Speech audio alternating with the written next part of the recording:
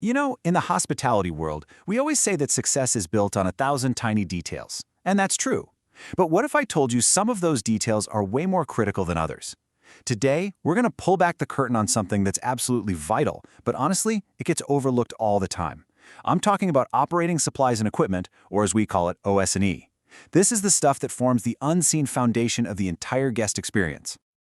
Hello and welcome. I'm so pleased to have all of you students from the Europe Hotel School on this online learning journey.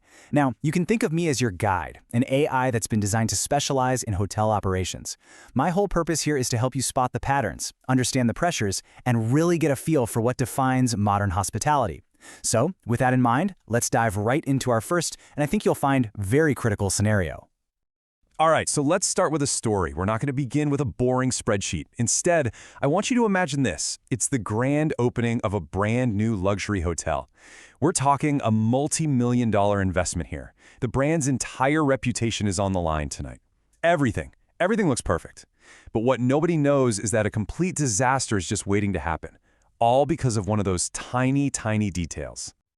So, in a high-stakes moment like that, what do you think is the weakest link? What could bring the whole thing crashing down? Is it the celebrity chef having a bad night? Maybe the reservation system goes down? Or a flaw in the big marketing campaign? Well, the answer? It's usually something way less glamorous and a whole lot more fundamental. And here's where it gets real. On one hand, you've got the glamour. A hotel can pour millions into what we call capital expenditures or CapEx. Think a state-of-the-art, top-of-the-line kitchen. Amazing, right?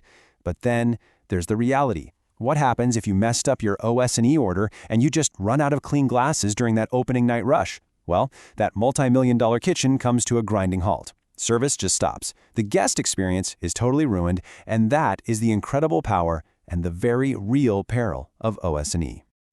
Okay, so how do we prevent that nightmare scenario from ever happening?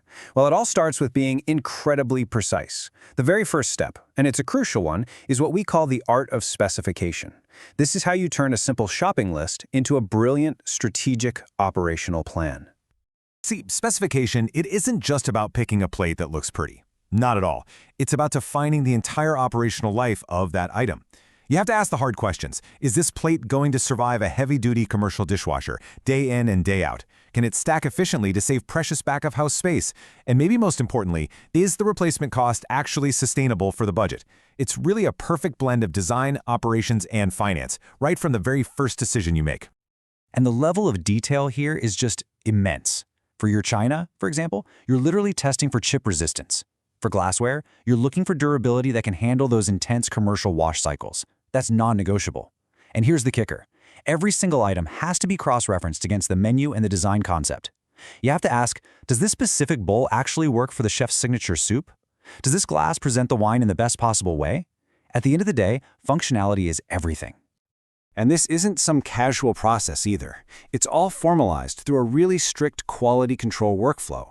So after all that cross-referencing, the food and beverage leader, the head person, has to personally handle and approve the final samples. This is one of those things you just can't delegate. Their personal sign-off is the final gate, the last step before a potentially massive, very expensive order is placed. It's all about ensuring total accountability. So we figured out what to buy. The next big question is, how much do we buy? And this is where we shift gears a little bit. We move from the art of selection into the science of inventory management. We're about to get into something called par levels.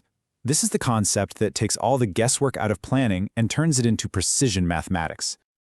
To put it simply, a par level is the absolute minimum quantity of an item that you have to have in stock at all times to ensure your operations run smoothly. Think of it as your operational safety nets. And it's a safety net that's calculated with hard data, not just a gut feeling. And this is the formula at the heart of it all. Now, I know at first glance it might look pretty simple, but trust me, every single piece of this formula is absolutely critical. So let's break it down together, piece by piece, and see what it really means for your hotel. Okay, first up is maximum daily use. So how on earth do you predict your busiest day ever? Well, a really common industry standard is to take your maximum number of seats and multiply that by 1.5. Why 1.5? Because that accounts for table turnover. It ensures you're prepared not just for a full house, but for a full house that's turning over. You know, dynamic and super busy. All right, next, we take that number and we multiply it by 2. Now, this is absolutely fundamental for your operational flow. So, why times 2? Picture this. During a really busy service, you have one full set of plates and glasses out with the guests, right? At that exact same moment, you need another full set that's in the wash cycle, being washed, dried, and brought back to the line. If you don't have that second set, that buffer, you'd run out almost instantly. It's that simple. And finally, the last piece of the puzzle. We add safety stock.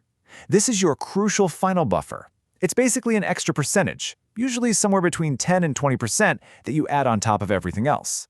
This is what accounts for all the unpredictable stuff. You know, a sudden rush of guests you didn't expect, a clumsy waiter who breaks a whole tray of glasses, or maybe a delivery from your supplier's delayed.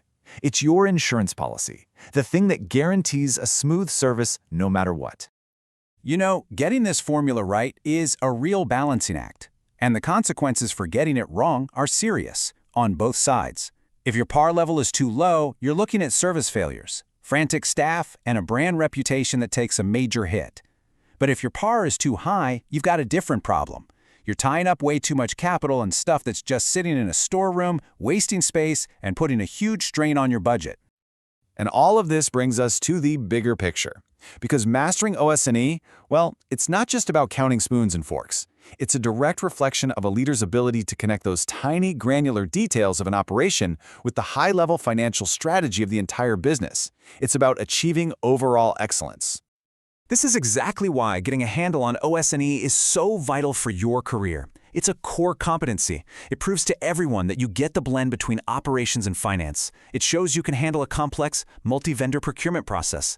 And, maybe most importantly, it shows you can control the operating expenditure, what we call the OPEX budget.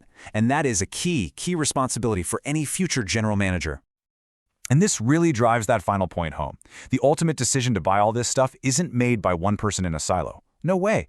That final OS&E order has to be signed off by both the head of F&B, the operations leader, and the head of finance.